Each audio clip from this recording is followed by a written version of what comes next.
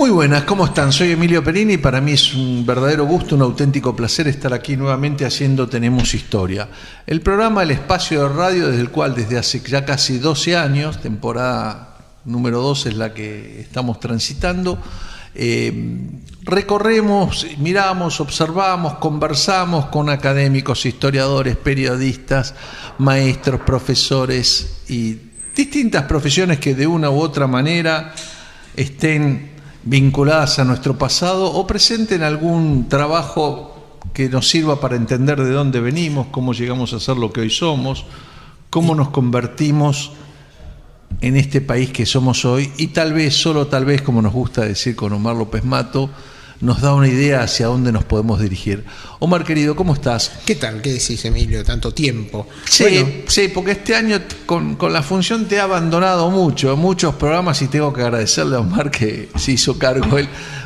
En otros años era yo el que se quedaba solo, pero este año te ha abandonado mucho. Vengo de un periplo en el cual me perdí algunos programas.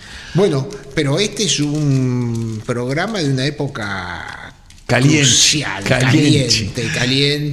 Déjame que haga lo parroquial y anunciamos a nuestro invitado de hoy, que ya ha estado con nosotros en alguna ocasión anterior, en estos 12 años, con alguno de sus trabajos. Pero recordemos que nos pueden escribir a programa tenemoshistoria@gmail.com, que estoy en Twitter, @Emilio Perina, que el programa está siendo grabado en video por Daniel Villarroel y que va a estar en YouTube a partir de un par de semanas adelante para que lo puedan volver a escuchar y ver los que tengan ganas de verlo. Y bueno, que transitamos, como dije antes, nuestro año número 2 ininterrumpido de Tenemos Historia aquí en Concepto FM este año. El invitado de hoy es Marcelo Larraqui. Marcelo Larraqui es historiador, graduado en la Universidad de Buenos Aires y periodista.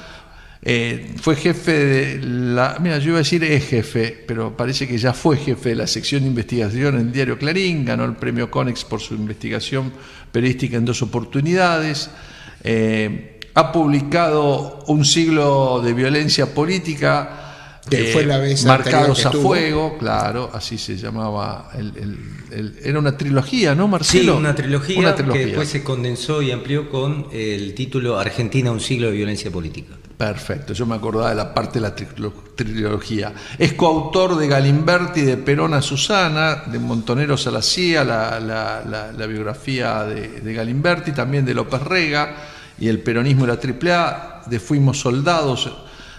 Algunos de esos libros, tanto en este programa como en el que hacíamos con Rogelio Frigerio en Radio El Mundo, los hemos conversado con el autor.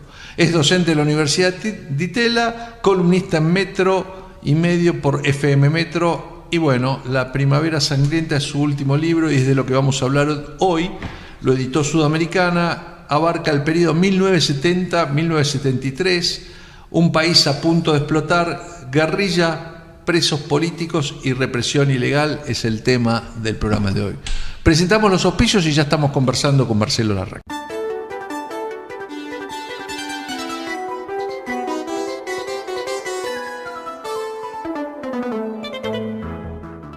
Seguimos en Tenemos Historia, como les anuncié, estamos con Marcelo Larraqui, periodista, investigador, historiador, recibió la UBA. Primavera Sangrienta es su último libro, lo editó Sudamericana, refiere al periodo 1970-1973, un país a punto de estallar, guerrilla, presos políticos y represión ilegal. Marcelo, lo primero que se me ocurre preguntar es la génesis de este libro, porque estás volviendo a la violencia política en la Argentina, un tema que has estudiado y trabajado. Sí, es como que entro más en detalle y entro más con entrevistas orales, que le dan como mucho más, me parece, vivacidad a un tema caliente, como mencionabas. Y aunque parezca risueño, el inicio del libro fue una llamada telefónica de un productor de cine que tenía la idea del tema del devotazo, ¿no? El tema de la salida de presos políticos, preguntaba cómo había sido esa noche. Claro, el mismo día que estaba asumiendo Cámpora, Claro. pero recordemos que algunos no estuvieron, el mismo día que estaba asumiendo Cámpora, casi no se pudo esperar ni al día siguiente, y los presos que La estaban en presión Devoto, que había tanto en Plaza de Mayo como en la zona y los familiares de Devoto llevó a que no se esperara una ley de amnistía que igual se que iba a votó a los salir pocos en días. Claro, bueno, en pocas entonces horas, sí. la idea era entender por qué no se podía esperar. Ajá. Y aunque eso, te decía, parece algo, un detalle nimio, era importante para entender todo el periodo previo, quiénes eran los presos, y qué historia tenían y cómo venían. Entonces es un libro que de alguna manera construí de atrás para adelante. Qué ¿no? interesante, Es decir, claro. O sea, empezaste en el 25 de claro, mayo y yo empezaste... empecé, en los reportajes empecé preguntando, de alguna manera, el 25, pero después, de alguna manera, tenía que ir para adelante. ¿Y cuál fue el protocolo interno de la investigación? Porque una investigación histórica es inabarcable. Si no le das un marco histórico determinado, se va a cualquier lado, ¿no? Se pueden contar anécdotas de cómo jugaban a la rayuela, Sí, dentro de la tipo cárcel. que después secuestraron a Salustro, ponele, Claro. ¿no? Y puede ser divertido y todo, Sí, sí. pero... Entonces, mi protocolo interno era que hubieran sido guerrilleros, que hubieran participado en acciones armadas, que hubieran caído en esas Que acciones. hubiesen estado presos, Sí. porque muchos contás cómo es la vida en la cárcel. Claro, que hubiesen estado presos, que hubieran caído detenidos y después que hubieran salido en fuga o directamente el 25 de mayo del 73. ¿Y eso qué me permitía a mí? Todo ese bagaje informativo. Entender qué estaba pasando con el país en cuanto a la dictadura militar que había iniciado en el año 66, cuáles eran las leyes represivas por las cuales infringirlas suponía ir a prisión. Acordate que estaba vedada la actividad política, y por el otro lado el inicio de las organizaciones guerrilleras, de una manera muy casi te diría pragmática, ¿no? Casi como para explicar su organización de pertenencia, ¿no?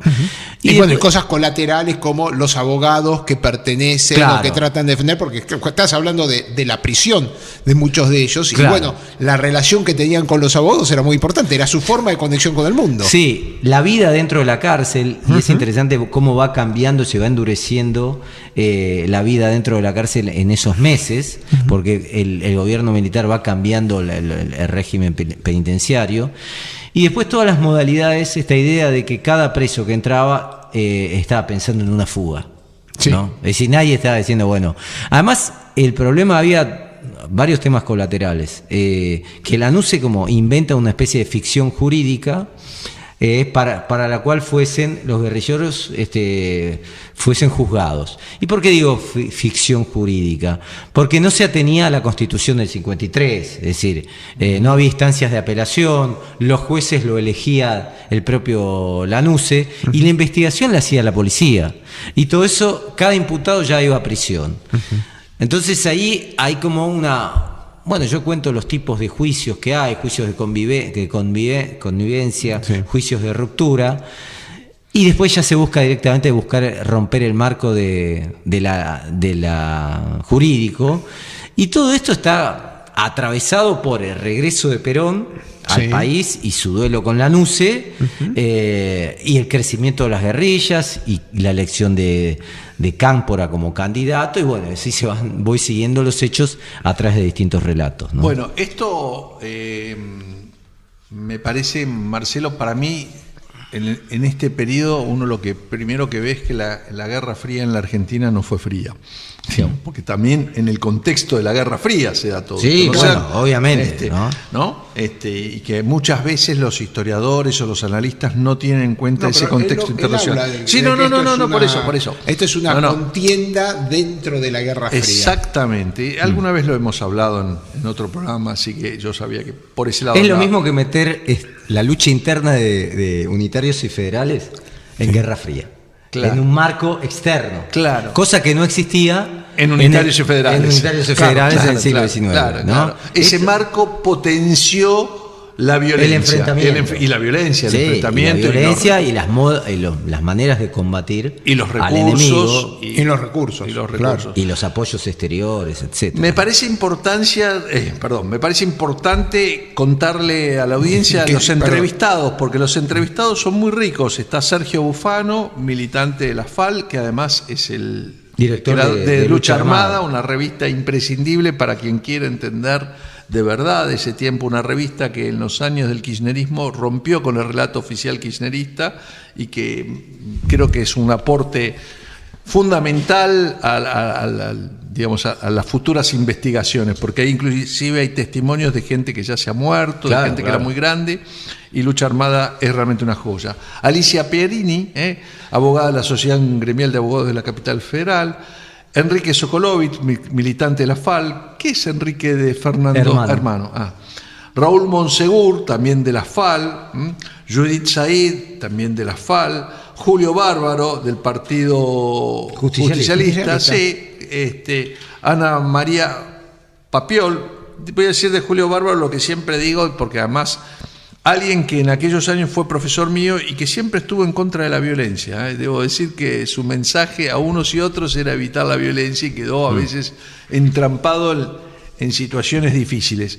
Y acá aparecen también algunos militantes del PTR-ERP, como Pedro Cassés Camarero, que es el líder de la salida del 25 de mayo, ¿no? Desde la cárcel. Él es el que mueve. Él es el líder y también participa, obviamente, de la fuga frustrada de Trelew, de Rawson. Él no llega a salir.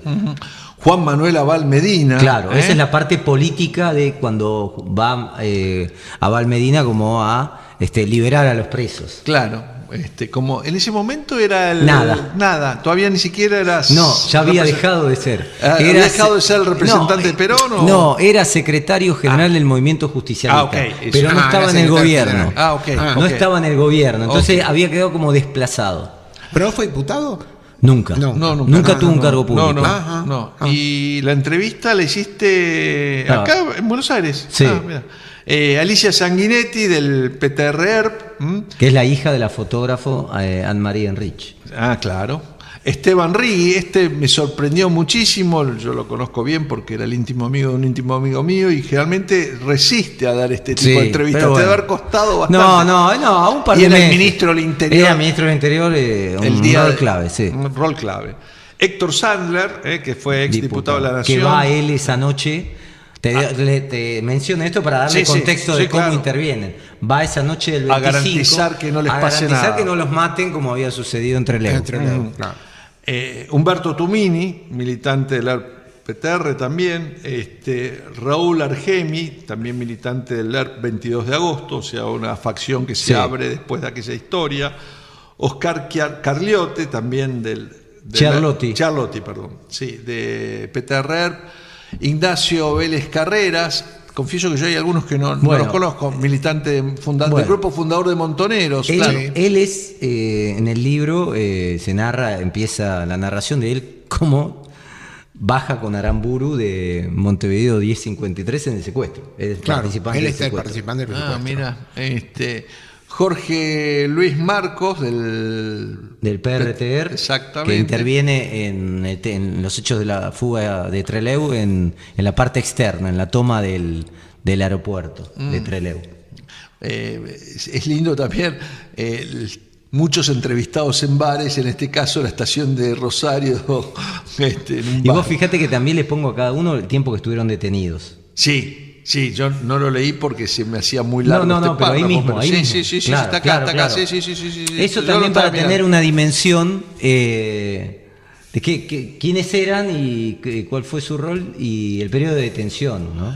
Termino con la lista. Luis Lozada, también del grupo fundador de Montoneros. Luis Rodeiro, también del grupo fundador de Montoneros. Roberto Copo, de PTR-ERP. Alejandro Ferreira, PTR-ERP. Él es el que toma el avión que va a Chile en la fuga de Rawson. Es decir, él es un pasajero que se presenta en el avión y lo toma junto a otro que se llama Fernández Palmeiro, lo toman los dos. Entonces, al tener el avión inmovilizado, permite que la conducción guerrillera entre al avión y después vayan a Chile. Hay una historia. ¿Cómo es esta historia de los Reinal? Espera, la historia de los Reinal la contamos después de la pausa. Me quedaba el último, Carlos Ponce de León, militante del PTR-ERP. Son como, no los conté, pero estamos cerca de más de 20 y pico, ¿no? Sí, no son muchos en el caso para mi modalidad de entrevistas para los libros. En el sentido de que, a ver, yo en otros libros, López Rega, debo haber tratado por lo menos 200 personas. Fuimos soldados, lo mismo, etcétera. Para el Papa, que está en el libro, hice 2 libros, también cientos de personas con viajes a Italia. En este caso, si bien no son muchos, son muy específicos y los testimonios son claves de alguna manera. Entonces yo no quería sobreabundar porque de alguna manera son personajes que participaron en las cosas que sucedieron, ¿no? No quería ya el contexto general que lo tenía yo, de alguna manera ya estaba, sino me parece que los personajes ayudan o aportan para conducir la narración de los hechos desde un lugar interno, es decir, un lugar propio, ¿no?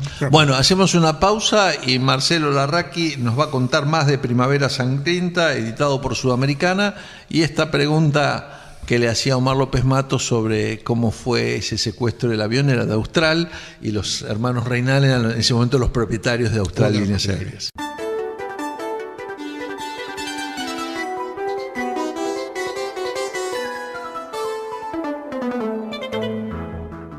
Seguimos en Tenemos Historia. Hoy nos visita Marcelo Larraqui. El libro que está presentando es Primavera Sangrienta. Él tiene una trilogía que después se convirtió en un único libro. De 700 y pico de páginas, sí. Claro. Un siglo de violencia política, 1890-1990. Que ahí y ese vendió mucho, por suerte. Sí, salió bueno, hay una recapitulación muy precisa en uno de los capítulos. Tu interés personal por la violencia política en la Argentina, que es un temazo, además, me parece, surgió por la carrera periodística. No, surgió por la carrera periodística. Yo estudiaba historia ya, obviamente, pero me parece que en el fondo yo hago historia política desde los extremos. Claro. Porque esto es una historia política, claro, ¿no? Digo, todos tienen componentes políticos, aunque tenga el componente de thriller policial. O aunque sea el fin de la política, o cuando la violencia empieza, se acabó la política. Sí, o es inherente, porque esto ya lo conversamos con el tema de radicalismo también, ¿no? Que intervenía Irigoyen. Siempre que digo esto, el Instituto Irigoyenista se enoja.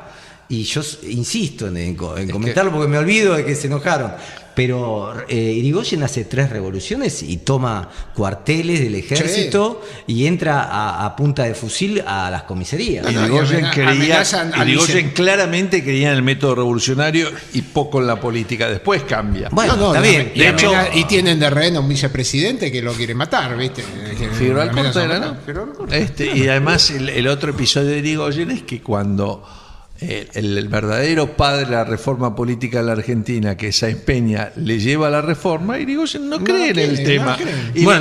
Porque hay 25 años de mentira. Sí, está bien, pero solo cuando, como dijo él, el experimento funciona en Santa Fe, las palabras son de Irigoyen, más o menos, es cuando acepta reincorporarse a la política. Hay elecciones en tres provincias, creo, y ahí acepta. Pero yo no sé si es reincorporarse a la política, porque entonces tenemos que decir que Rosas no hacía política, y Rosas era también violento, ¿no? Digo, todo ese periodo. Claro. Entonces yo digo que es inherente, que es una herramienta, es una alternativa que hace suponer que un tipo como Alem lo votan como candidato a diputado, es electo diputado y 15 días después hace una revolución en Rosario. Entonces, ¿cómo podés entender? ¿Deja la política o lo toma como una alternativa? En el año 74 Alem es uno de los que rompe las urnas en la revolución del 74 porque no quería la elección. Voy a proponerte una fórmula de empate, Marcelo. Es cierto lo que vos decís. Durante muchos años, desgraciadamente, y por eso se justificaban los golpes de Estado, la violencia formaba parte de la política. Entonces venían las revoluciones y decíamos que ese señor era el presidente, porque había ganado. Claro. Si perdía no era presidente, era un preso, ¿no? Claro.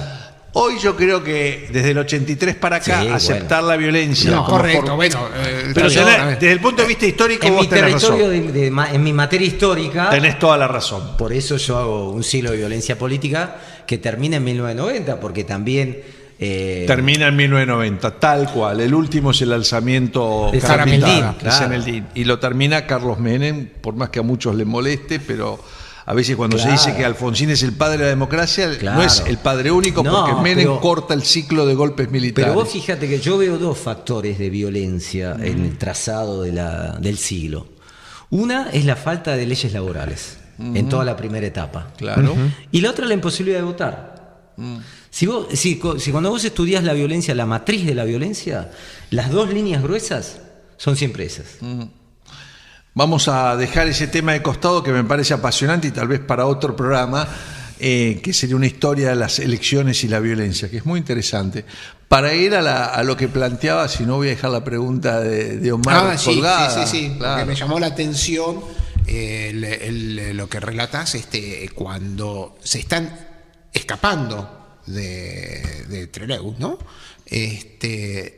Austral, líneas aéreas. No, que en ese no es de momento- Trelew, no, ahí fue una confusión No, ahí mía. no. Ahí es el 25 de mayo del 73, salen de Devoto los presos políticos, pero también salen de Rawson. Rawson, exactamente. Claro, Rawson, eso es el perdón. 25 de mayo, que salen con un supuesto indulto todavía no firmado, con No, la promesa de un claro. indulto. Quien no los quería dejar salir era Galtieri, que era el comandante del 5º Cuerpo de Ejército, decía, yo quiero el indulto de uno por uno. ¿No? Claro, Sí. Galtieri pedía legalidad. Le pedía legalidad. Claro. Y entonces cuando salen, al amanecer del 26 de mayo, que creo que conduce ahí tu pregunta, van a un acto en Trelew, así que el pueblo, todos salen en andas, Claro, porque entre sí. por Trelew, por Rawson, de ahí van a Trelew, hay un acto en un teatro, y después hay aviones que cede la familia de Reynals, que eran los dueños de Austral, con el servicio de azafatas y todo, para que vengan a Buenos Aires. Y los presos salen con los altoparlantes, los tratan de héroes de la patria, ¿no? En este nuevo periodo, en esta nueva etapa de la Argentina, los altoparlantes del avión. Del avión, sí. Y así llegan, van y vienen los aviones hasta que llegan a Ezeiza y los recibe una multitud, 5.000, 10.000 personas, a los presos políticos que eran guerrilleros, ¿no? De esa etapa. Un episodio poco conocido porque uno se queda con lo que pasó Claro, en con la lo que cárcel pasó en Devoto, está eclipsado, claro.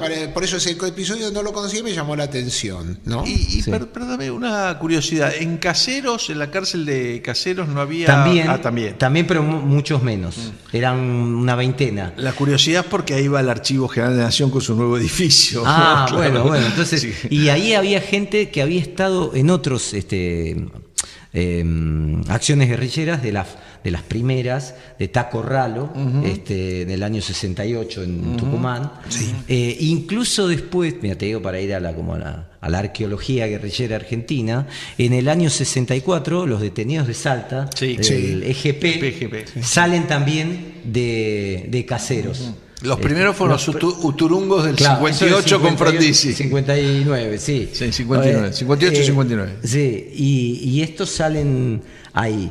Pero bueno, acá la guerrilla toma dimensión en la década del 70, en el año 70, donde todas las formaciones guerrilleras dan su bautismo de fuego.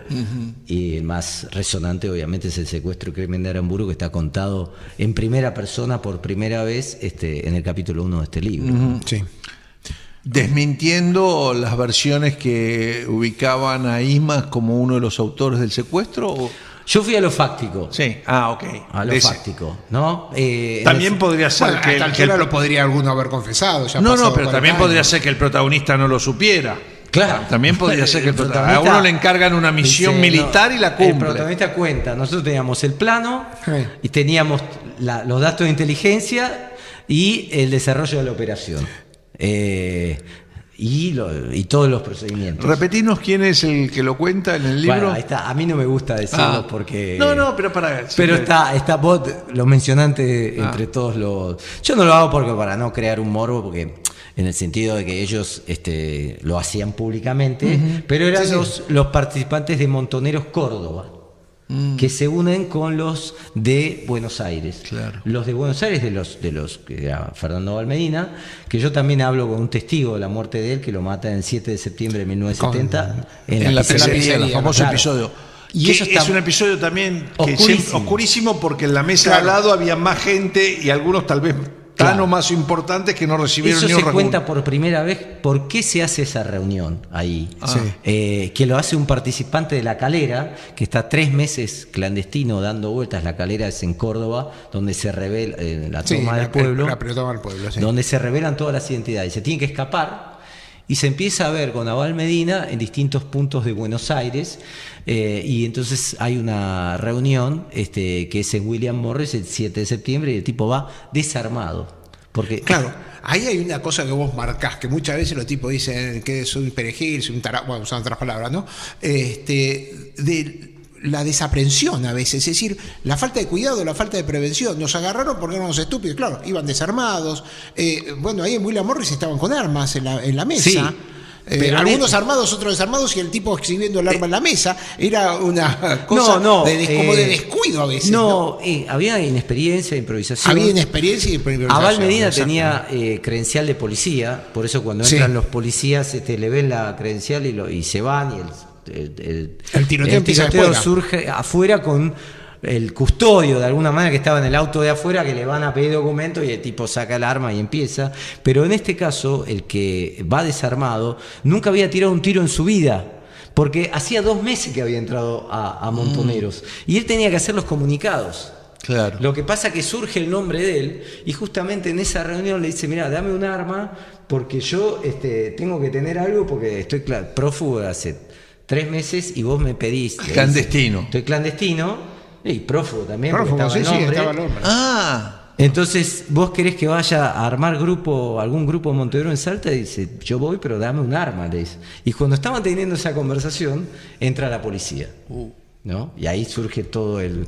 No, la verdad que es una historia, cuando te la cuentan así... Ahora, perdón, sí. también hay uno, el que sube vestido de mayor, porque ese fue un tema mucho de debate, porque Sí. decían, ¿cómo un general no conocía a un No mayor, reconoce, no claro. reconoce un mayor del ejército, mismo por la mirada, o no lo conocía, y cómo se no, presta dicen que hasta la postura, que un Claro, general bueno, ya... Los dos eran liceístas. Claro, los dos eran Habían estudiado en el liceístas. liceo militar. Pero a uno lo llevan en el muerto para que lo reconozca la esposa de Aramburu. Sí, y lo visten incluso. Y lo visten de mayor para que lo reconozca la Y esposa lo de Aramburu. Ese reconoce. Y detalle no traen lo el conocía. cadáver en avión. Sí, Porque había muerto en Córdoba, en La Calera. Estamos hablando de...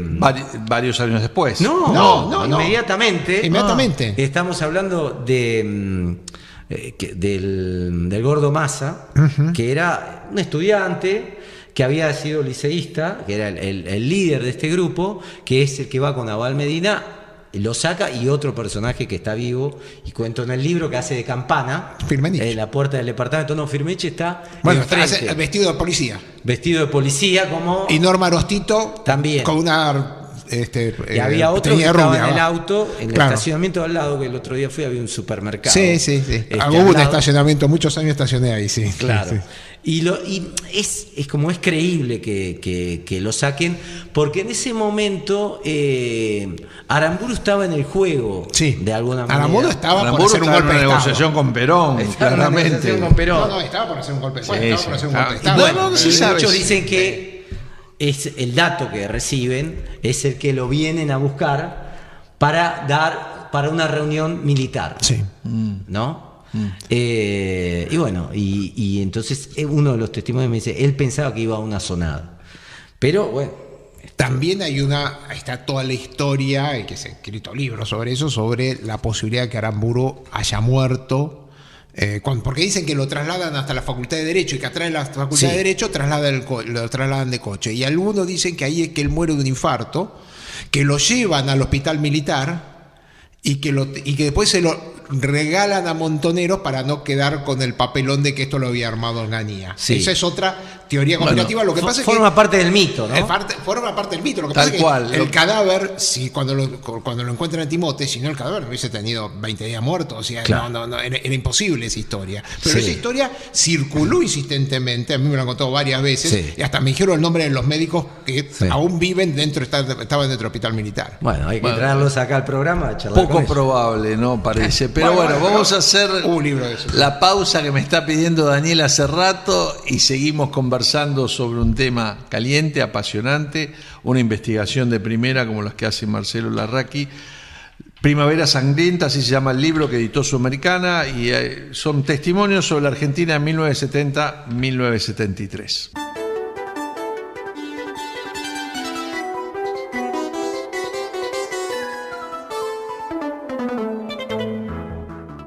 Seguimos en Tenemos Historia. Les recuerdo que nos pueden escribir a programa tenemoshistoria@gmail.com, que estamos en Twitter, @Emilio Perina, que el programa va por su año número 12. Estamos hoy conversando con Marcelo Larraqui sobre un libro interesantísimo. Son todos testimonios de gente que participó directamente en todos estos episodios. Primavera Sangrienta, Argentina 1970-1973, un país a punto de explotar, guerrilla, presos políticos y represión ilegal. Y Marcelo, me quedé un poco pensando, te sentás en una mesa con gente, no sé cuántos de ellos continúan teniendo actividad política, cuántos están retirados, cuántos han... Muy pocos. Muy con poco, actividad ¿no? política. Algunos sí. por Algunos sí. supuesto. Pero recordando episodios que pasaron hace más de 40 años, Sí. en algunos casos, ¿y en qué medida ellos se sentían como partes de un engranaje que los controlaba, como peones de ajedrez, digamos, o como soldados de una batalla que tenía otros generales y otros intereses, y ellos solo conocen un pedazo de la historia? Bueno, eso obviamente... Borges diría: ¿quién mueve la pieza que mueve la pieza? La mano que mueve la pieza. Eso, sé. mirá, eran Obviamente eso nos pasa a nosotros también, tampoco. Pero Claro, eso es verdad. Pero obviamente eran estudiantes. Sí, esto es un nivel llano. sí. El otro día salió una crítica que decía, no, Pero te acá hablan los burócratas de la muerte. Justamente lo que menos eran burócratas. Claro, claro. Algunos eran obreros, otros estudiantes, otros empleados. Era lo más llano que había de la guerrilla. Es una guerrilla en gestación. Sí, ¿no? claro. Entonces muchas veces... Sí, con muchos errores, Claro, desconocimiento, muchos sí. errores, desconocimiento y Mira, es algo casi virginal. Aparte otra cosa, eso es lo que ninguno de estos te había tenido entrenamiento del exterior. No. Porque, No. bueno, Abel, Sí, no sé si eso Abel está- Medina podría haber tenido, Sí, pero pues sí, Abel pero Abel Medina no habla, o obviamente Firmenich, murió. pero o Guarjito, Claro, pero, no, pero esto está los más que hablan abajo. acá estaban más abajo y todos eran que tenían que salir de ahí para ir a laburar. No, maestros de escuela, Maestros de escuela, sí. y tenían que seguir trabajando para mantener la ficción justamente de una vida normal. Esa cosa virginal que tenían Sí. y que yo les creo en cuanto hasta puedo creer en sus buenas intenciones, Sí. aunque como dice el dicho, de buenas intenciones está empedrado el camino del infierno. ¿Percibiste algún arrepentimiento? Me acuerdo siempre de una historia que cuenta, se me fue ahora el nombre de la historiadora. No, la cuenta Oscar Terán. Es decir, en realidad es un relato de Oscar Terán, una historiadora, que ya me va a salir el nombre de la historiadora, en la cual Terán cuenta los meses previos Sí. a que él se incorpore a la guerrilla, y dice que el domingo donde se toma la decisión de salir a buscar un policía para robarle el arma Sí. participar del primer episodio violento, que no me acuerdo ahora si terminó con la muerte del policía o no, eso es, digamos, anecdótico. Terán en medio del relato le dice a la historia por qué no habría ido al cine, ¿no? Que su vida se desvió ahí a un rumbo. Mira, yo lo que percibí es como que la convicción de lo que creían en ese momento se mantiene intacta. Quizá algunos dicen, quizá no era el método, pero marcan bien la línea. Era un gobierno militar, no había actividad política y nos mataban a los estudiantes al lado nuestro, ¿no? Porque muchos empiezan la guerrilla desde la universidad. Claro. Y En mucho el gobierno Rosario de Onganía. Córdoba, ¿no? Rosario Córdoba. Ese es el eje. Ese es el eje. De hecho, Córdoba es, según lo que contaba siempre Julio Barbo y algún otro, el lugar donde Reato, Otacinski, ¿no? Sí, Y Ceferino también, de donde salió la gente más dura. Y venía también del cordobazo que era Claro. más social, ¿no? Claro. Pero también era un camino. Sí, la guerrilla es clandestinidad, el cordobazo era público, ¿no? Digo, los organizadores actuaban en la política pública o en los gremios. Y después también Tucumán en el caso del ERP. Claro. ¿No? Pero no hay un arrepentimiento en decir, sí en la dictadura no, pero sí en democracia. ¿No? Como diciendo, acá hubo un problema político que el ERP no supo resolver, es qué hacer frente a las elecciones y qué hacer frente al fenómeno Perón. No podían seguir, algunos siguieron, de hecho, con la misma idea como si fuese la NUCE, porque ahí era un cambio de estructura social y política y económica, claro. en el caso del ERP. Su visión. Sí. Claro, era la visión más de izquierda. Más marxista. Anticapitalista. Bueno, revolución. vos contabas. Bueno, pero los presos leían Marx. anticapitalista. En la cárcel se entretenían leyendo a Marx. Esa era la cosa. Que El, Montoneros no pasa. el anticapitalismo era parte de una parte del mundo, Sí. y la otra parte era socialista. Sí. No era un anticapitalista, era esos locos sueltos que están en Estados Unidos y dicen, no, salió con una metralla porque decía que es anticapitalista. ¿No? En ese caso estaba en juego la Guerra Fría, como mencionabas. Y después, lo que tiene Montoneros queda también en la encrucijada. Yo justamente hace pocos días hice una entrevista a Juan Manuel Abal Medina, donde queda la interna peronista pasa a ser parte de la Guerra Fría, con el mismo nivel de violencia. Pero ya es Occidente y comunismo, leída como gremios contra izquierda peronista. Claro. Los burócratas sindicales versus los... Y Marcelo, me surge una pregunta sobre la vida en detención de esta gente que vos les preguntaste sobre los años en prisión, y hay mucho en el libro sobre esto. Y recién Omar refería a que los del ERP leían a Marx y mejoraban sus conocimientos de teoría marxista. Entre ellos. ¿Y los del FAL? La FAL estudiaba también, venían del PC, también, digo, más o menos la matriz. La FAL, entre ERP y FAL no. El problema, el tema es Montoneros, que es un grupo más de clase media, con una influencia muy importante de la iglesia. Claro. Hay varios ex seminaristas acá, ¿no? En el relato tuyo. Hay una influencia concreta de la iglesia en el desarrollo de ellos, y ellos aparte se sentían que había porque no se mezclaban nunca con los presos comunes. Eso es otra cosa que me llamó la atención. No les permitía el servicio penitenciario. Sí, pero lo sentían como que, no sé, me daba, es verdad, trasuntaba como que ellos son distintos. Y seguramente tenían otra categoría. Que venían otro estrato social, otra cultura, la otra vida formación. carcelaria de aquella época es muy diferente de la actual. ¿no? De todas maneras, el ERP logra captar 5 o 6 presos comunes para incorporarlos al ERP, que salen como presos políticos. Y decían que les enseñaban los presos comunes a robar autos y a como técnicas. ¿No? Lo que pasa es que... La Universidad de la Vida, sí. Claro, pero era muy difícil en los patios donde se reunían. Eran distintos horarios. Estos los engancharon un poco de casualidad. Y otros, por ejemplo, cuando salían el 25 de mayo, no permitieron que salieran los comunes. Es decir, los políticos no es que le abrieron las rejas a los comunes. Porque también había una promesa de conmutación de penas por el gobierno peronista. Y acordate que va también Petinato padre, era... era oficial. Del servicio penitenciario. Claro, era director de la cárcel de Fin del Mundo en el primer gobierno peronista. Entonces, había ahí con los comunes...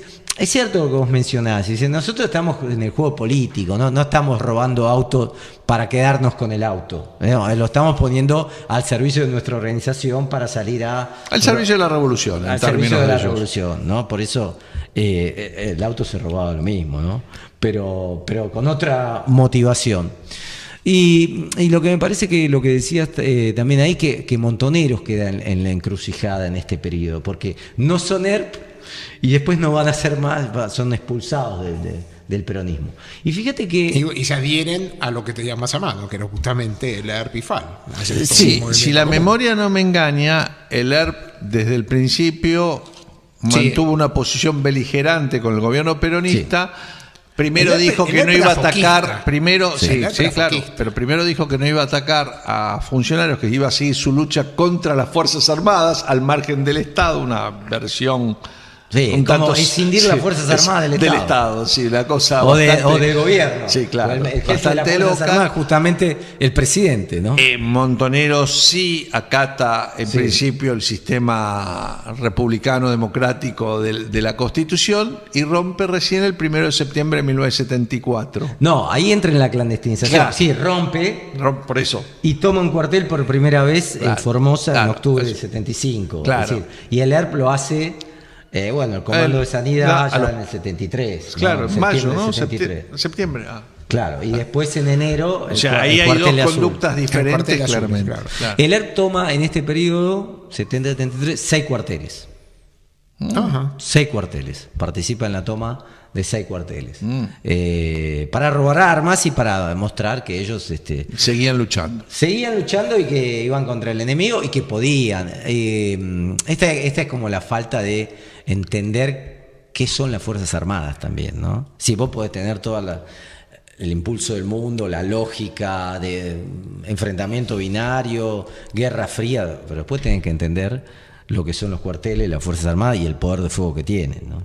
Bueno, sobre eso recuerdo siempre, y lo tuvimos en este programa, Vicente Mazot, que cuando explica la diferencia con Cuba y que es parte del error de leer pensar que la Argentina iba a ser como Cuba, el ejército de Batista era un ejército corrupto donde uno podía comprar un general por $2 millones, como se hizo en alguna batalla, y te entregaba la batalla, y el Che aparece como el gran héroe de Cienfuegos. ¿Dónde era la famosa batalla de la toma del tren con las armas? Moncada, ¿eh? No, eso es previo. Pero no importa. El hecho es que el ejército de Batista era totalmente corrupto y no ofrecía ninguna resistencia seria, mientras que el ejército argentino tenía Era un otras siglo. tradiciones. Y otras tenía tradiciones, 70 claro. años de tradición, de cultura, y no solo eso. Era mucho de más poder- profesional, digamos, De poder político. de poder político. Hacemos la última pausa del programa de hoy y seguimos conversando sobre Primavera Sangrienta, Argentina 1970-1973, un país al borde de explotar, guerrillas, presos políticos y represión ilegal, el último libro de Marcelo Larraqui que presentó Editorial Sudamericana.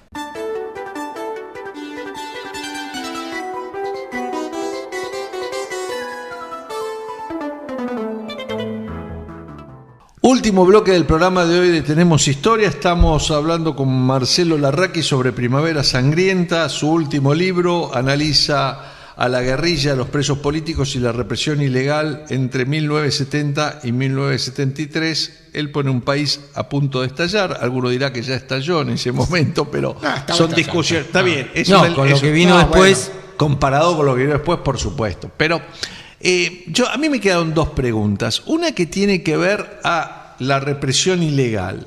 La sensación que a uno le queda por la velocidad en que se resolvían determinadas cuestiones, identificaban gente, era que los servicios de inteligencia y de represión eran más eficaces que en la actualidad.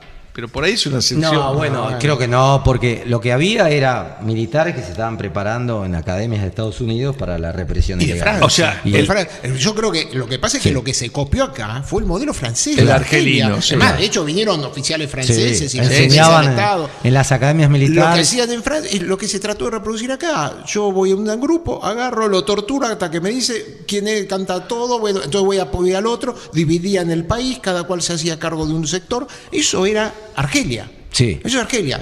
Vietnam fue menos, pero fue en Argelia. Y no solo sobre la guerrilla, sino sobre obreros, sobre estudiantes. Y después el mismo método, porque esto fue muy criticado por Estados Unidos, lo que hizo la Argentina, pero cuando los americanos tuvieron el problema de guerrilla en Irak, hicieron lo mismo. Sí. Hicieron exactamente Y lo mismo. siguen creciendo lo mismo, ¿no? Y que desde el punto de vista táctico, eso es como el modelo perfecto. Lo que pasa es que siembra justamente la ilegalidad, y es lo que termina pasando en Argelia, que es lo que no ven. En Claro. Argelia, 40 años después, hoy te aparece una familia degollada. ¿Por qué? Porque ellos bueno, torturaron y ellos lo que mataron pasa gente que de forma ilegal. El Estado Eso francés esa es la todavía lección. hoy te prohíbe investigar No. lo que pasó en Argelia y vas preso si investigás y pero das a conocer la una lección historia es esa. Cuando vas a la ilegitimidad, terminás creando rencores que no se mueren tan fácilmente. Obviamente, la ilegitimidad es inaceptable, Bueno, pero digo...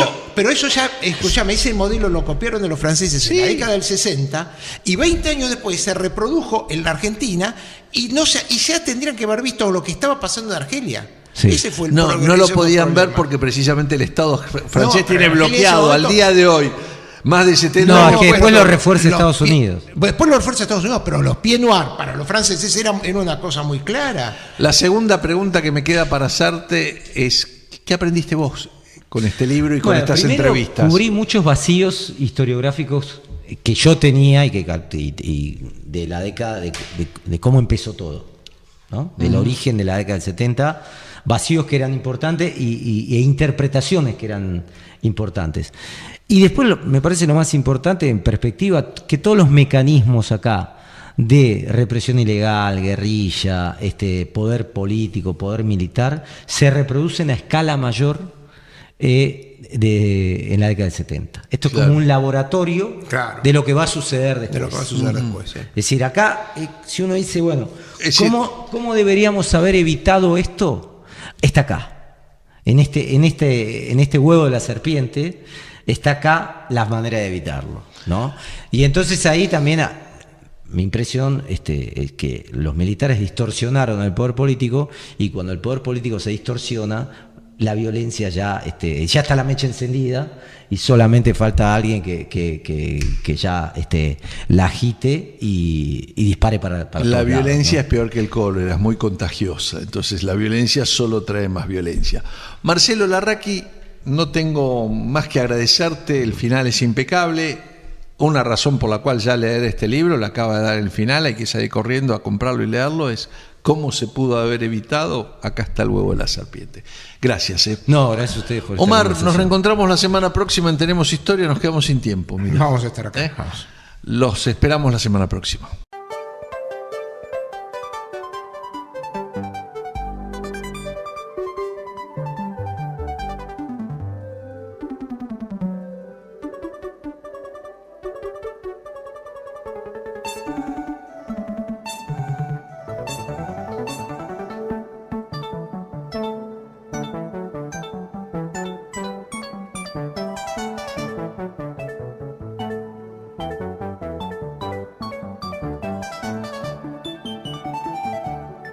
Thank you.